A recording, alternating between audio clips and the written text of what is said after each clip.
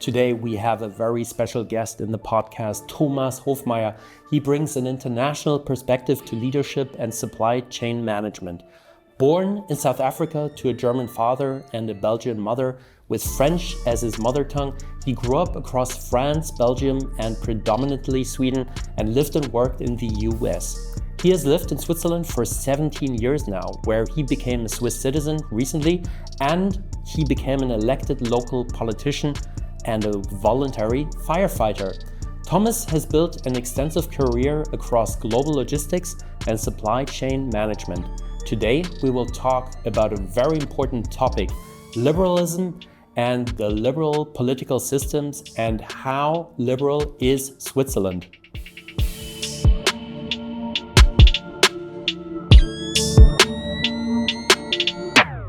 CapricornConnect. People, potential, technology. Thomas Hofmeyer, thank you so much for being in the podcast, being a guest in the Capricorn podcast. I would like to start the conversation with you because I know you quite well now. We've been friends for a minute, and you lived for quite a bit in the US. I think it was over 10 years, your early adulthood years. What made you go to the US? What was the motivation? Maybe you can elaborate about that a little bit. Sure, thanks for having me. The first opportunity I had to go there was through an athletic scholarship for university and to play tennis there. And that was actually my plan B, because my goal in my high school years was to go to Stockholm School Economics, but very difficult to get in there. And plan B was basically that I had offers to study almost for free through tennis scholarships in the US. I did grow up mostly in Sweden, where pretty much all the TV series and movies are American usually. That's why they're so good in English as well, right? Plus that the language is Anglo-Saxon and it's pretty close to English and German. So I think I had a strong influence of that culture growing up, basically. So when that option came up and I wanted to use this plan B, I definitely went for it. And that was the first time I moved to the US. Mm-hmm. Was there anything particular that made you excited about the US culture? Sure. I mean, first there was what I saw in the movies, in the series, which was always grandiose and big things and big happenings and, big country, big stuff. But once you're there, I would say, if I reflect more on what was the feeling once I was there, the main things I really liked was the choice, really the variety and the width of choices, whether it is you want to go eat, or you want to buy something, or you want to try something out, a sport, or you want to go experience some culture. There's a lot of choice of pretty much everything in life in the US. Big variety of it. I would say the other main thing I really liked was we did a lot of traveling the first year I was there through the tennis team and also personally and so on. And it's really still very easy to travel there. Anywhere you go, you have motels everywhere. It's easy to travel by car, or if you choose to do it by bus or airplane, whatever you wish. But it's very easy to travel in that country, and I've always liked to travel. So I think that was another thing that really attracted to me.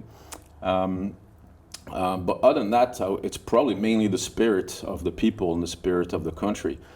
People are very open. I'm a fairly sociable person, and so it's very easy to connect with people.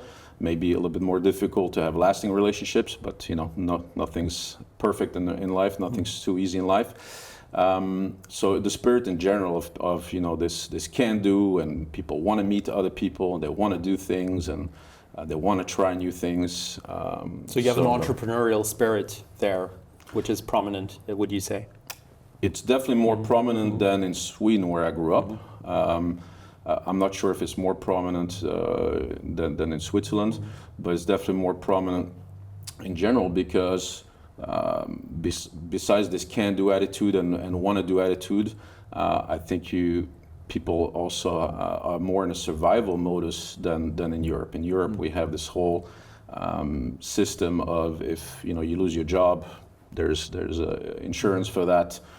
There's a lot more support system for those type of situations that you don't have in the U.S., which means you have to work, you have to succeed, you have to perform to have a decent life in the U.S. There's that pressure is different than in Europe for sure. So you think that causes also a lot of stress, maybe, or is it like a curse and a blessing at the same time? You would say? Yeah, that's a good question.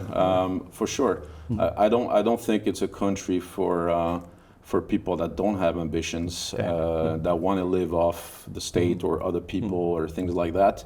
That's probably not the best choice of a country to live in now. So if you're a little bit lazy, maybe it's not the best country, or not ambitious. Well, you do have some lazy people that are successful through cunning ways, probably in other ways, right? So no, there's definitely a mix of people that succeed and have a good life there. But at some point, you do have to perform, you do have to deliver, because people and companies pay you for what you deliver, and not just for theoretical things in general. Thomas, I would like to talk about the sports system, because you know the sports system very well in the US. The whole scholarship system, it starts, I believe, from high school on and then goes up to college, and then you get into professional sports. How is it different to here in Europe? Do you think maybe describe the support, how it works, like especially from a young age to a professional, or going from a professional maybe or semi-professional back into the workforce? Can you describe that a little bit? I would say the main difference in the US versus Europe is that it's very integrated into the educational system. Pretty much, and it doesn't start just in high school. It starts already in the lower grades and middle school, where most of those schools have different teams, different sports teams, and sometimes if it's a bigger school where there's several hundreds or thousands of students, they'll have different. They have like 3 teams per sport, or something like. It's really at that level. So sports is a big factor in society as well, like in the school system, education system. Well, it is, because everybody has to go to school at least till a certain age, right? And they're faced with those sports teams at their school. So the main difference is that in Europe, people grew up mostly going to their local club. So the city, the town, has 1 or more clubs for different sports, and that's the main difference. You do have some club sports in the US, but I would say the main exposure of most of the people is through the educational system. And like you say, it goes on to university afterwards. Yeah. And what do you think can you learn from having played sports also for your professional life? I think you learn a lot. And it applies to a lot of sports. Now you have individual sports, you have team sports, so they bring different things to the table.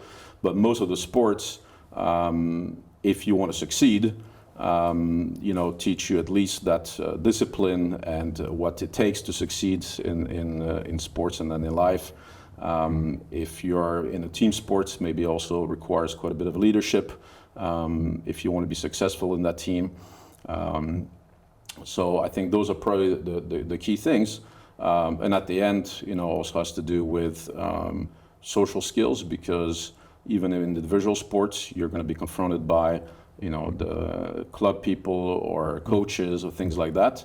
And to be able to succeed with those people, you also have to be able to know how to communicate with those people in an effective manner. So discipline, leadership, communication, conflict management, and maybe endurance as well. Sure. Yeah. I don't know if endurance. For sure, for sports you need endurance, physical endurance, but I think it has more to do with the persistence. Yeah, that you don't give up, basically, right?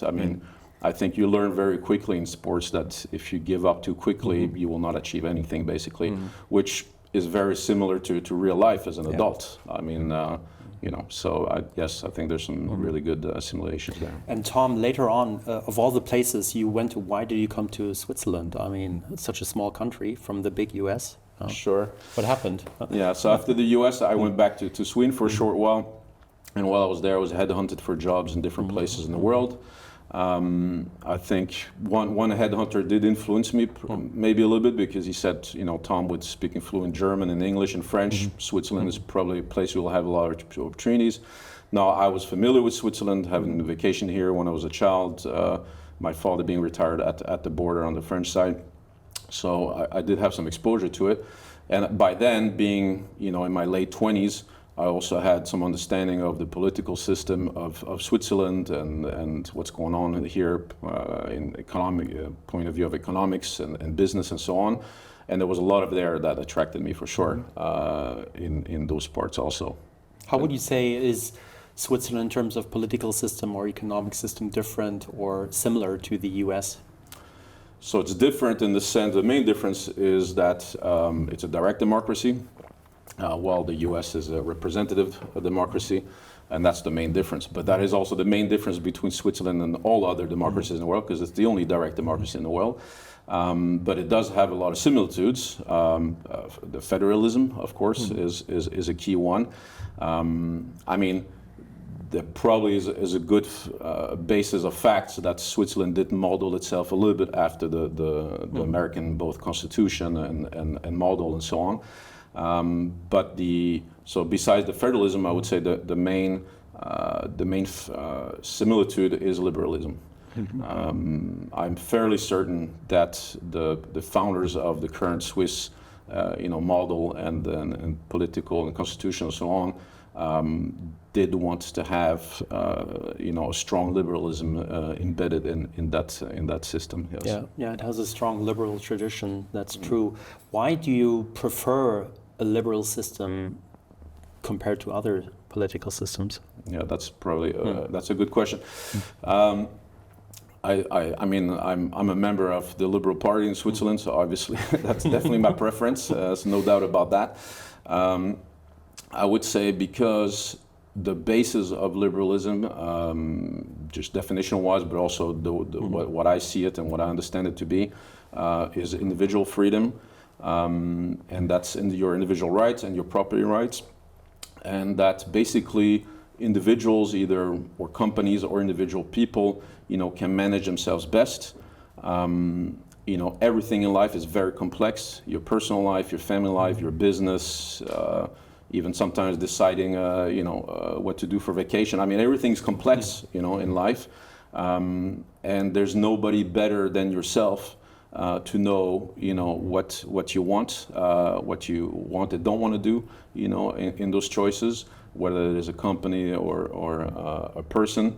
And anytime there's been, attempts to centralize this and have other people decide for others what's best for them and so on, I think we have enough examples now after 150, 200 years of that, where it usually ends up with a disaster for everybody, basically. So you think Switzerland individual rights are pretty much there protected, also compared to other countries such as France, Germany, Italy? Would you say? Yeah, I would say Switzerland is probably in the top 5 in the respect and the protection of individual rights. But in Europe or globally? Globally, I would say. Yeah. But sadly, just like everywhere in the globe, they're being eroded. Now, I think that's a complex question that would take a lot of time to go in depth. I would say for me, the main reason that's being eroded, there's several. It's very, very complex, but I would say urbanism is one of the key reasons. Is that people all over the world, not just the Western world, are moving to cities. And once people move into cities, they have different needs, different ambitions, and exposed to different philosophies and different aspects of life and politics. I would say that's probably one of the key reasons. Plus that you have certain opposite philosophies that came about, in the end of the 1800s, begin 1900s, that became very popular. Such as? Well, communism would be one of them. I mean, there's many anti-liberal philosophies out there. And, sadly, because of different human factors, I would say, and macroeconomical factors like urbanism, they became popular. And sadly, they're still popular. And even more sadly, some of them are become even more popular now than they were 10 years ago, 20 years ago, right? So these are, I would say, one of the reasons why, not just in Switzerland, but everywhere, liberalism is sadly getting eroded quite a bit. And therefore, I think it's very important that we do what we can for the people that believe in the success of liberalism for individuals and for the economy and so on, that we do what we can to at the very least, preserve them, if not try and push back and reverse the title as much as we can. But what kind of measures could you implement in order to counter these movements such as Marxism, socialism? I mean, what would be one measure that you would implement, for example, or tell people to promote? Well, I mean, the basis, I would say, and the main thing to do is have the least amount of involvement in people's lives and companies' business by the state. And how are they involved? Well, they involve themselves by creating laws and rules and then enforcing them and penalizing people and companies for not following them. So the main thing you can do is to deregulate. For example, we're here in Zurich, where there's at least 30,000 apartments to less for the amount of demand. Huge demand for living space, huh? There are a lot of people out there that have money and want to build these apartments, but it's either it's too painful for them to do it right now, or the ROI, the return investment, is just not there right now because it is painful. They have to go through a lot of rules, basically. And this is a prime example, I think, that if we lessen the rules for the people that are motivated and have the capital to allocate to this and want to build, that we let them do it, because the need is there. And the net positive is there for everyone if this gets done better, right? Tom, I would like to also talk about the economic system in the US versus Switzerland. Where do you see similarities and differences? So similarities, again, I would say it is liberalism. It is easier to do business, to create a business in Switzerland and the US than most other countries in the world. I believe Switzerland is number one in the current ranking of how quickly you can set up a business. I think it's globally.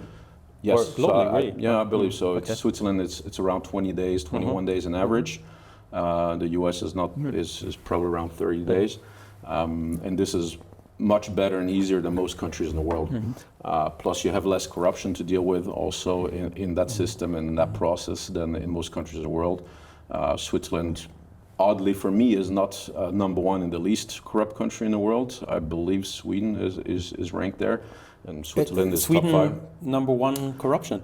From the last studies I've read, yes. And I grew up in Sweden. And Sweden is much less liberal than Switzerland is in general, overall. In some aspects, they're actually more liberal in business. So I'm actually a little bit surprised by that ranking, but rankings have different factors of measurements, and they're not perfect either. But anyway, you were asking me about similitudes and dissimilitudes. So the similitudes is the liberalism, for sure, in that it's easier to set up a business. Also, the similitude is that because they're both federal states, you have some overarching rules of how to set up and conduct business in Switzerland as in the US, which is helpful in not having to go through too many different types of setups and systems to do your business, basically, right? The dissimilitudes, I would say. The biggest one is probably language, because here in Switzerland, if you want to do business, you might need to sell a product, label it, your service in 3 or maybe even 4 languages, probably 3 or 4 with English, right? On top of the 4 official languages of Switzerland, you'd have the. And not everybody speaks French and Italian in Switzerland. Correct, correct. So I would say, to me, that's the main difference, 100%, right? Now, luckily, it's luckily or unluckily, English and the English language is, influencing more and more, life and business in Europe. This is positive for the ease of business, I would say, and communication, because you need communication to do business. The sad part is more maybe the cultural part, because I think you need a balance of everything in life.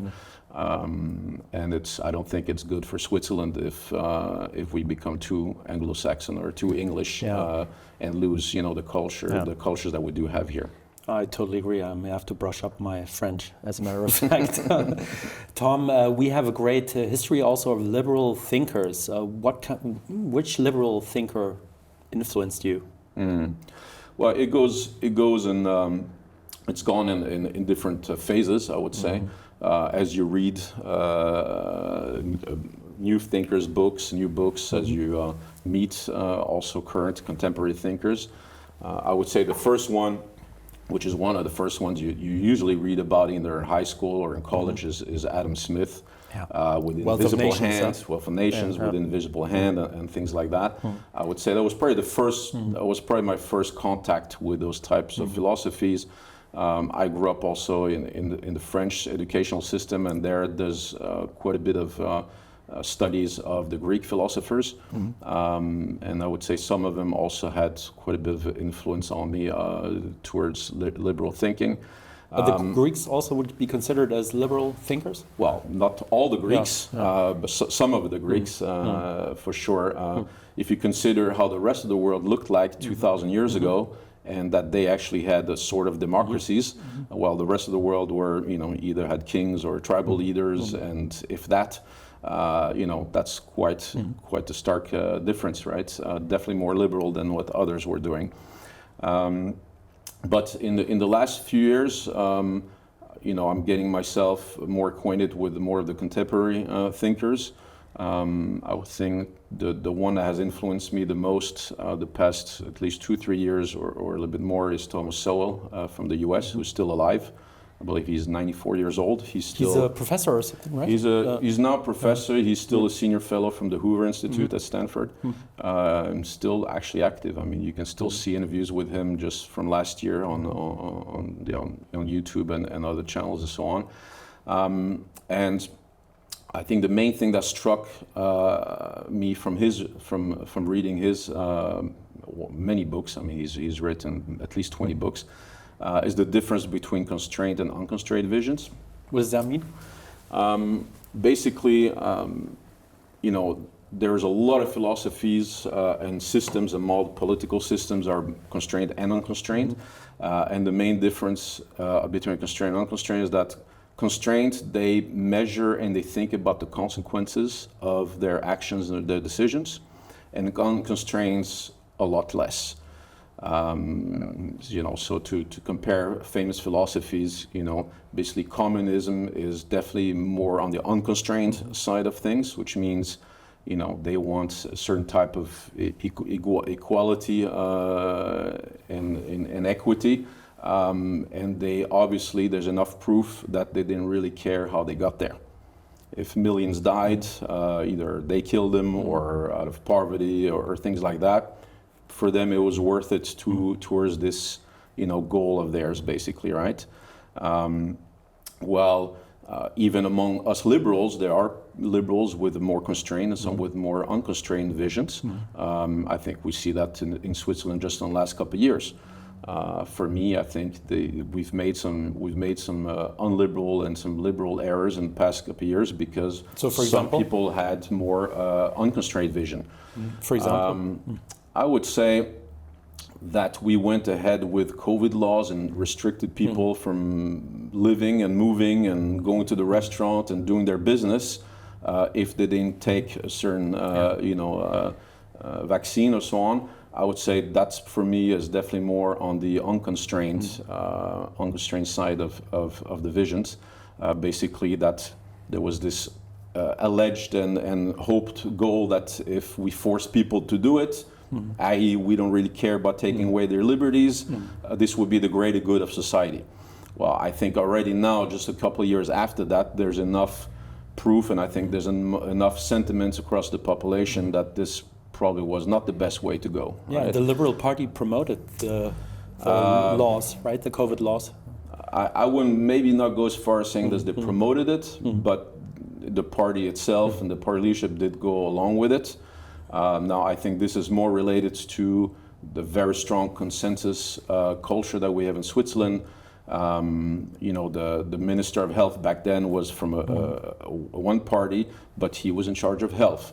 And I think the other, members, the other 6 members of the Federal Council, they always try to reach a consensus together. It's part of the culture, it's part of the system. And they probably, that person probably asked for this much, and at the end we probably had this much because there was this consensus discussions among them and among the different parties and political actors. So yeah, I'm not sure. I would say that the Liberal Party promoted it, but at the end they did go along with it on a certain level. Sadly, yes. Yeah, but now back to normal, hopefully. So.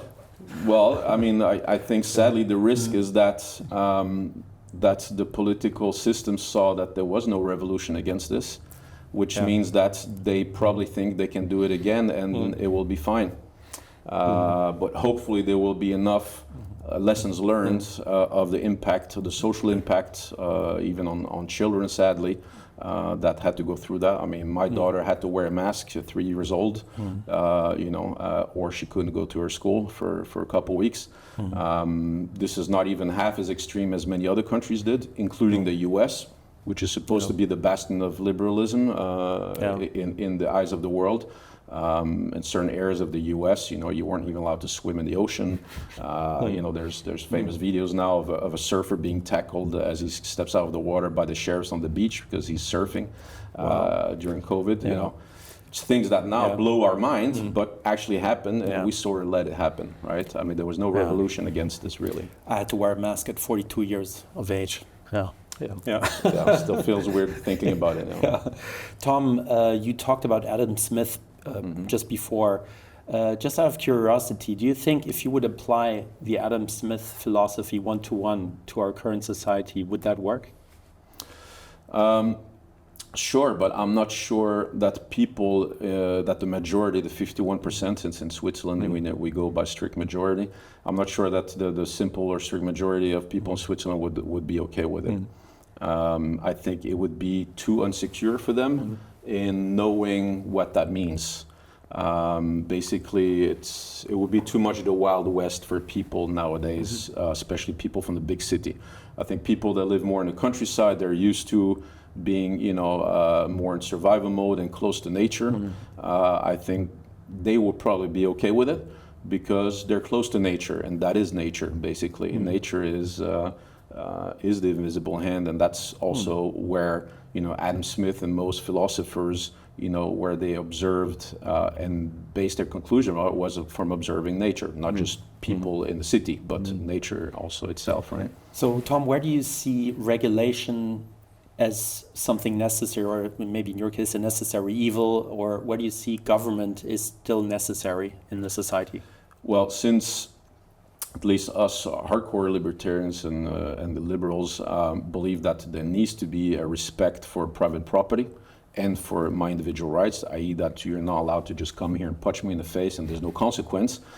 So basically, I'm entitled to live my life healthy, and thank you very much. So you do need rules to protect those things. That you're not allowed to murder me, you're not allowed to harm me, never do that. And you're not allowed to steal my property. I would say those rules are needed. So property rights, individual rights of living, of protection, life. And maybe on top of that, obviously, rules protecting the society that we have chosen to live together, right? So Switzerland, we've chosen to live here and to if we're not Swiss, to at least adhere by the rules, which means that you need to have a protection for the integrity of Switzerland as a country, which means you do need rules for the border, right? The integrity of the border, at least. Other than that, in the liberalism I believe in, you do not need many other rules at all. So border control, migration policies, individual rights, and property rights. Well, you need rules on migration policy once you've decided to have a welfare system. And we have decided that in Switzerland, and I would say for me, sadly, it's growing because that's not a very liberal thing, the welfare system that we have put into place. But once you've chosen to have a welfare system of that level, then you do have to have migration rules to protect it. Otherwise, the system will break apart, which we already see with our neighbors. I mean, most of our neighbors, north, south, and west of us, neighboring countries, are going bankrupt. Yeah. Because of the welfare system that they decide to go ahead, and they did not protect it in a certain way, and now it's going to bankrupt the whole countries basically, right? It's already very close to it for certain countries. And it seems like Switzerland is the only oasis in Europe, almost, within all those nations in Europe, the bigger countries. Well, in a sense, yes, since the EU countries have open borders between themselves and also outwards. But we do have a few neighbors, that are not member of EU, that are protecting their borders fairly well. So we're not the only ones, but we're among the few left, that's for sure. Yes. Yeah, I'm not going to continue to ask you about the European Union. It would be another podcast. But Tom, what kind of liberal would you consider yourself? You mentioned earlier libertarian. So would you call yourself a libertarian? Yes, I would.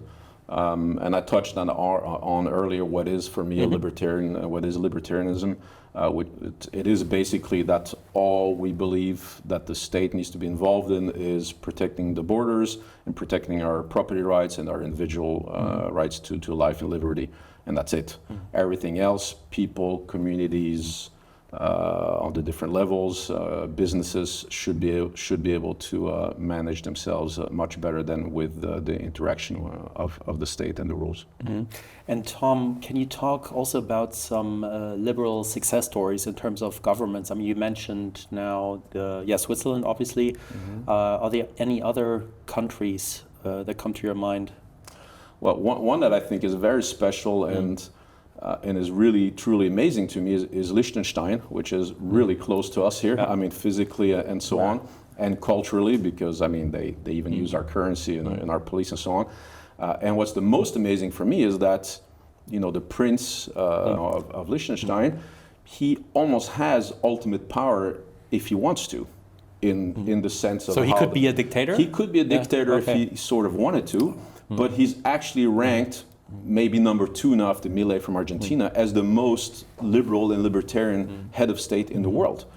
And that for me is truly something mind-blowing because, as a famous Greek philosopher said, power corrupts and absolute power corrupts absolutely, which means in life, in our jobs, in our families and so on, it's very rare when we meet people that have more power than us and actually don't abuse it. On the contrary, they're maybe more modest than us, or more constrained than us in assuming and using that power against us and others. To me, those are the most impressive communities, people, and countries where you see these type of actions. How do you see Argentina? I mean, now with the new government, seems to be quite successful at the moment. Well, if you look at certain metrics, I would say it would be difficult to say that they're not. Their main issue was inflation and even hyperinflation. They still have high inflation, but the trend is definitely gone in a better direction. He's already done a lot to deregulate. So you're already seeing quite a bit of optimism in not just social life, but in the business community in Argentina. You also see certain big neighbors like the U.S. interacting much more positively because they see this common philosophy together of at least economical liberalism, right? Which means the country and the people have a lot more opportunities also now to grow their economy and grow their businesses and to be more successful.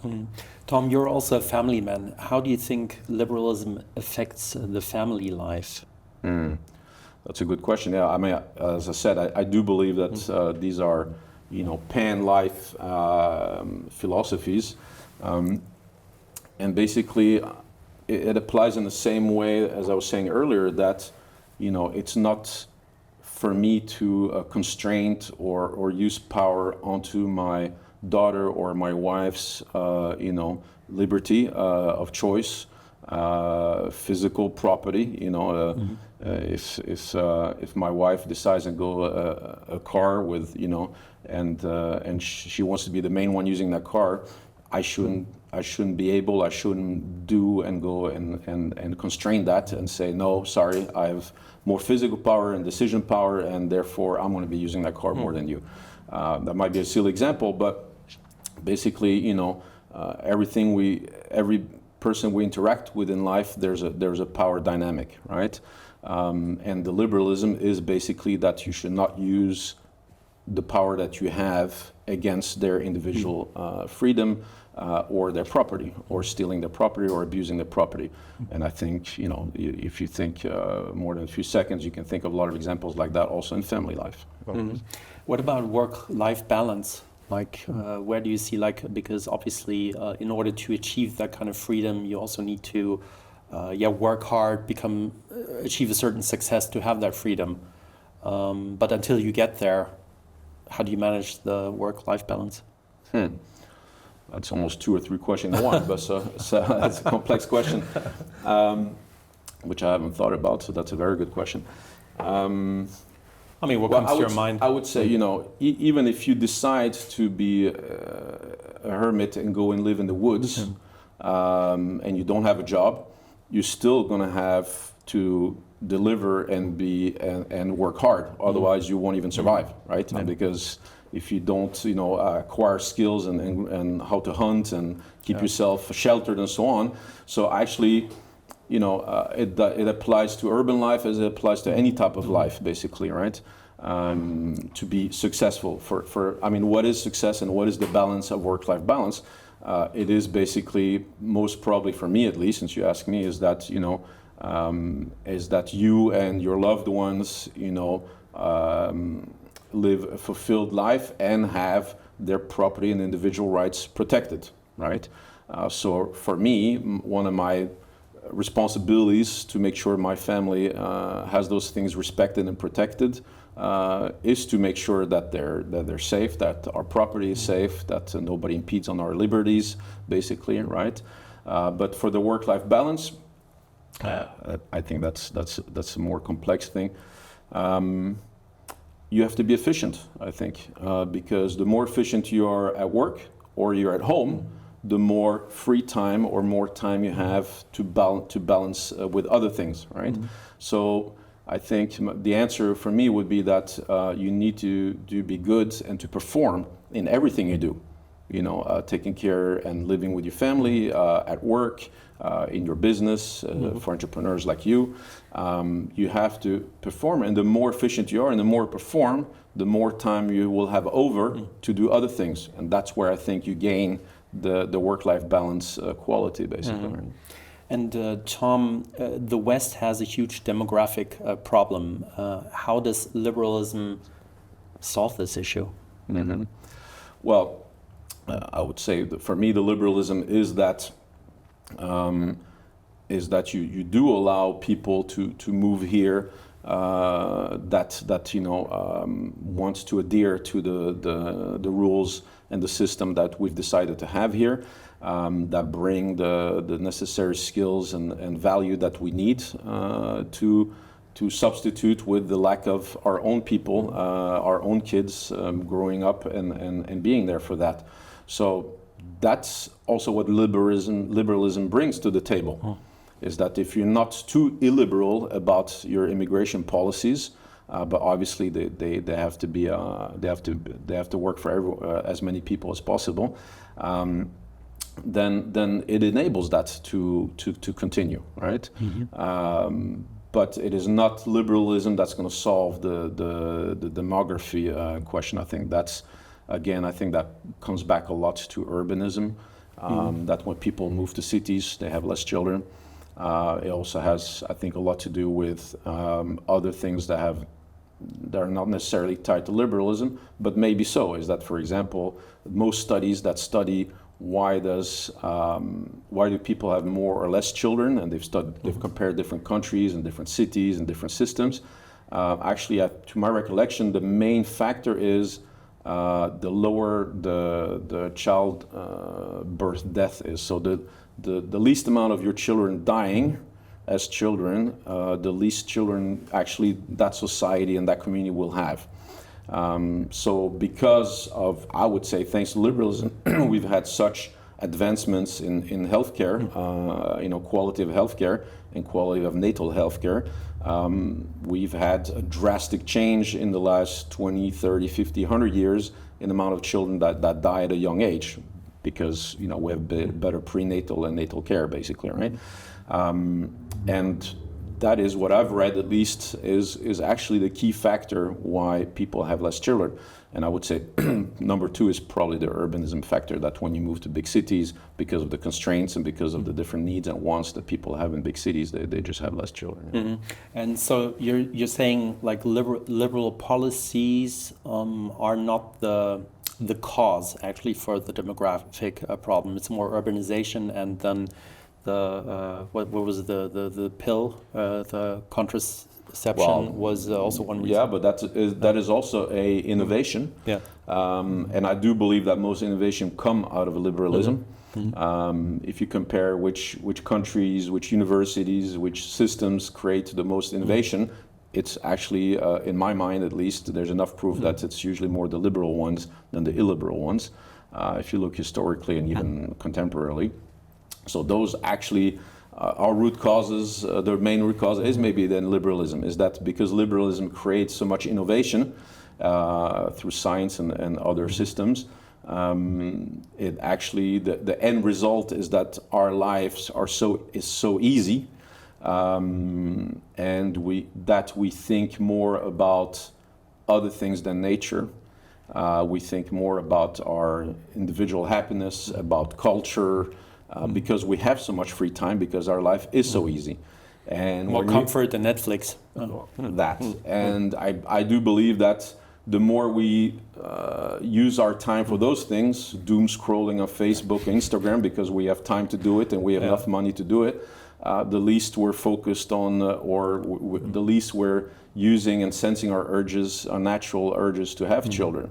And then there's also propaganda, sadly, from different parts the last, almost 100 years, that actually there's too many people around, or it's not good to have too many kids. I mean, there's even propaganda from different philosophies on that, and obviously that doesn't help.